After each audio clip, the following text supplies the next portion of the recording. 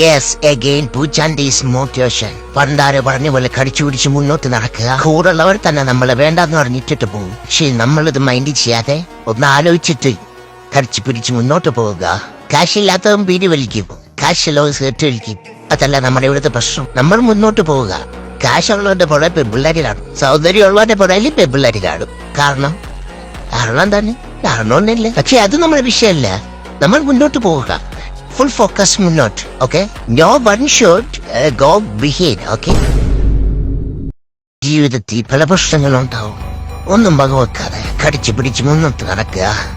കാലുകൾ നടരാതെ, മനസ്സ് ചഞ്ചലപ്പെടാതെ മുന്നോട്ട് തന്നെ പോകുക. അങ്ങനെ കുറെ നടക്കുമ്പോ കാല് വേദനയിടും. അപ്പോ ഒന്നിരിക്കുക, എന്നിട്ട് വീണ്ടും നടക്കുക. ഈ നടന്നതിനെല്ലാം റിസൾട്ട് നാളെ ഒരു നിനക്ക് കിട്ടും. ഉറക്കം തൂങ്ങുന്നത് വരെ എടുത്ത് ക്യാമറയിൽ പകർത്തുന്ന ഒരു തള്ളച്ചി എടി ഒന്ന് പോടി. ഇന്ന് കുറച്ച് വട്ട് കുഴവുണ്ടെന്നാ ഞാൻ വിചാരിച്ച്. ഈ തള്ളക്ക് ഒരു സമയത്ത് ഇവള് ക്യാമറ ഇല്ലാതെ നിക്കത്തില്ല. തള്ളെ കൊണ്ട് വലിയ ശല്യം. ചുമ്മാ അതല്ല, സ്വീറ്റ് ഇവളെ കാണുമ്പോഴേ കിടന്നുറങ്ങുന്നത്. ഈ മതിലിനൊക്കെ എന്തൊരു പൊക്കമായത്. അമ്മ എവിടെ ക്യാമറയും പിടിച്ചുകൊണ്ടിരിക്കുകയാണ്. അമ്മ ഇങ്ങനെ ഒന്നും പറ്റില്ല. അമ്മേ ആ ഷീറ്റി അവള് കത്തൊന്തവള് അവള് പോട്ടെ. അമ്മേ ആ മൂപ്പിച്ചിട്ട് പോയായിരുന്നോ?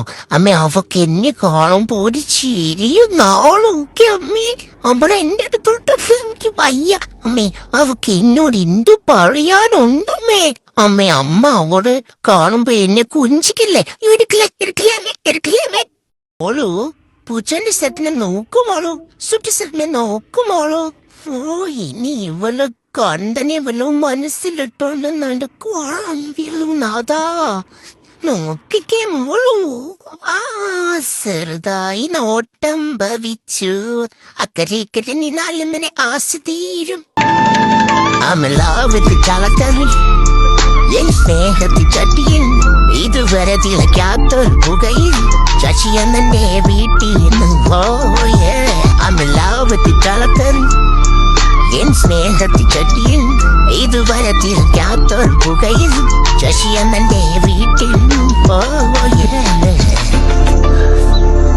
ഒന്നായി പോടാ ചട്ടി മൊത്തം പഠിക്കാം, എന്നിട്ട് നല്ലൊരു ഉറക്കം പാസാക്കാം.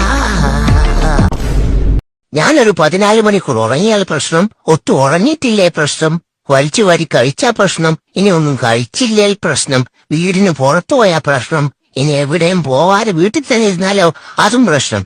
ഇനി പറ മാതാശ്രീ, എന്താ നിങ്ങളുടെ ശരിക്കും പ്രശ്നം? തലയിലെ മുടി കൊഴിഞ്ഞ് മൊട്ടയാവാറായി. തലയെ തേക്കാൻ കുറച്ച് ചെമ്പരത്തിയില പറിച്ചു തരാൻ പറഞ്ഞാൽ ഇവിടെ അമ്മച്ചിക്കും മോന് ഒടുക്കത്ത തിരക്ക്. എന്റെ കഷ്ടകാലം. എന്റെ തലയിലെ മുടിയല്ലേ പോണത്. ഇനിയിപ്പൊ ഞാൻ തന്നെ കയറി പറിച്ചല്ലേ പറ്റുള്ളൂ. പ്രശ്നം അതല്ല, ഇതിന്റെ ഇടയിൽ ഞാനിനി ചെമ്പരത്തിയില എങ്ങനെ തിരിച്ചറിയുമോ എന്ന്. എല്ലാം ഒരേപോലെ ഇരിക്കണം. അങ്ങനെ അവളും തേച്ചിട്ട് പോയി. എന്റേന്നുള്ള മീന്തല മാത്രം കുതിച്ചാണ് അവള് നിൽക്കുന്നതെന്ന് അമ്മ പറഞ്ഞപ്പോഴത്തേക്ക് ഞാൻ ഓർത്തില്ല. പോണത് പോട്ടെ. ഇനിയിപ്പോ വീട്ടുകാരാലോചിക്കുന്ന അവളെങ്കിലും കല്യാണം കഴിക്കും, അല്ലാതെ എന്തോന്ന് ചെയ്യേ.